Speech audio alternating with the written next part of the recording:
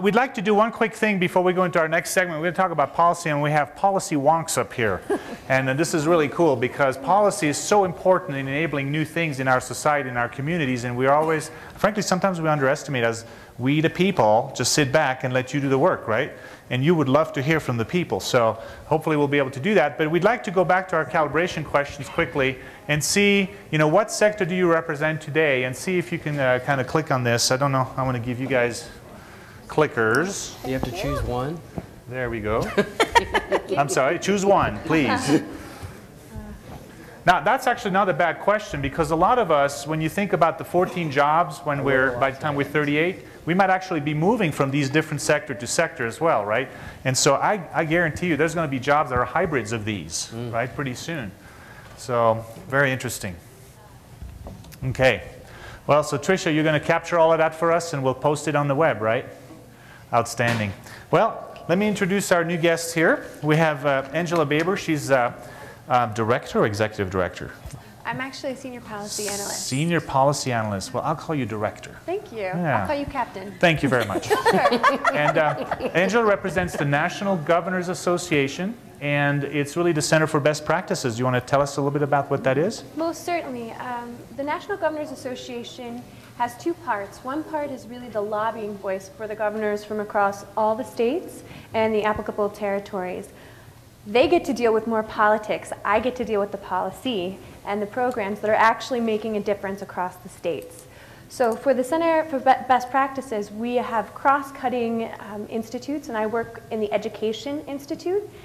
And in that, I lead their STEM education work. So I'm able to work with governors across 6 states that we chose through a competitive request for proposal process to really systemically advance STEM education.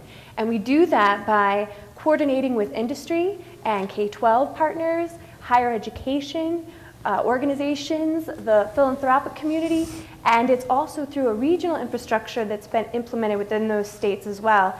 And Intel is actually one of our sponsors, so we need to thank you very much for that. Yeah, it was very expensive. It is. It is. But in a conversation with Jamie, I didn't realize that this was going on in New Mexico, and this is exactly what governors are doing in these other 6 states. And President Obama actually mentioned in his speech on Monday at the National Academies of Sciences that this kind of effort across these 6 states is the exact kind of effort that he wants to see replicated nationally. And what a good opportunity to take these kinds of events and leverage all of the work and all of the ideas and enthusiasm across the nation.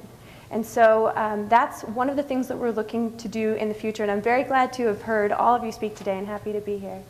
Thank you, Angela. And we have a very unusual setting up here because, it takes policies done not just by the executive branch, it's also done by the legislative branch, right? I hope the judicial branch will never do policy. I want them to interpret the policy. But, and us, the people, we the people, right? And so I'd like to introduce Martha Castañeda, and you're with the Council of Governments for the West, is that right? The Council of State Governments West, that's correct. And I'm not sure if Representative Jones is still here. I wanted to recognize her once again, as Jami did earlier. She's actually one of our executive officers and one of the leads into us participating and being here. And part of why I'm here is a shameless plug for a STEM conference that we're going to have, working with Jami, working with the New Mexico State Legislature, working with Stephanie out of California. And we want to bring together the industry folks, we want to bring together educators and legislators, because very often these folks are behind the big building making your laws, and what better way to convey what your experience is and what direction you want to take things than to speak with them.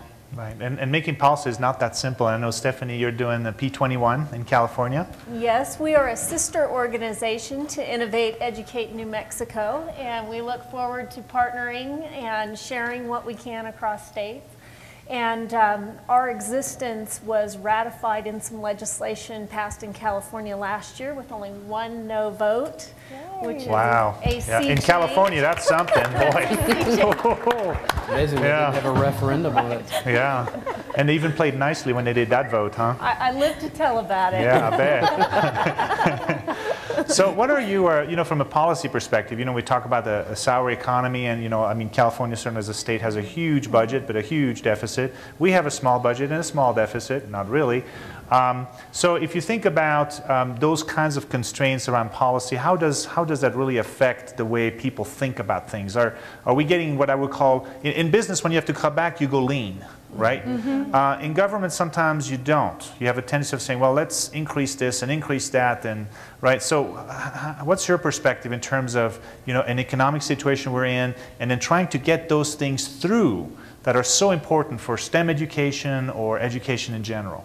I don't know, Angela, I don't know. Sure. Well, it's so important to educate your governors and to educate your legislature. There are term limits, and governors come and go, as do legislators. I'm glad I don't have term limits. I can do this forever, right? Yeah. But I heard it, Senator Houston, actually out of Ohio, said very well on Tuesday, it's not a party issue, and if we want to get out of the situation that we're in right now, you have to understand that you have to invest in STEM education, and it takes all of us. It takes industry, it takes governors, it takes state and local education agencies and teachers. It takes a systemic vision, and it takes everyone being willing to get out of their comfort zone and move forward. And whoever said it earlier today, and just get things wrong. If that's the way it goes, get it wrong so that you can get it right. Yeah, I think it's trial and error, and that's part of life, right? And sometimes we're too afraid of making a mistake, and then we don't try anything, right, Eric? I mean, school dude, I'm sure, tried some things in their business that didn't quite work, but you're still here. No, absolutely. Yeah, so. Any other comments? I don't know, Martha, you have from a, like, you know, how much money is around and how is that going to hamper your efforts? There is less and less money to work with every year. And really, with the Council of State Governments West, we provide a nonpartisan sort of forum for legislatures of the 13 Western states. And we work with a lot of other organizations. Our Western Governors Association is one of them that we work with closely, and many, many others. But yes, you know, I want to make sure to invite everybody. If you want information, please just you drop me your card or give me your information. I'd be happy to provide my information. This conference, this one-day STEM, will be taking place in Santa Fe, New Mexico in October, beginning of October. I believe the date is the 7th or the 8th, so I do want to extend that invitation to each and every one of you. Yeah, and I have an idea. We should probably hire Jami to do this because I think that's a fabulous idea. Yeah, she's just gonna find everybody. You know, it's just amazing. She is amazing. In the spirit of debate. Yes, I know you work with her more often than we do. In the spirit of debate, while I think funding is very important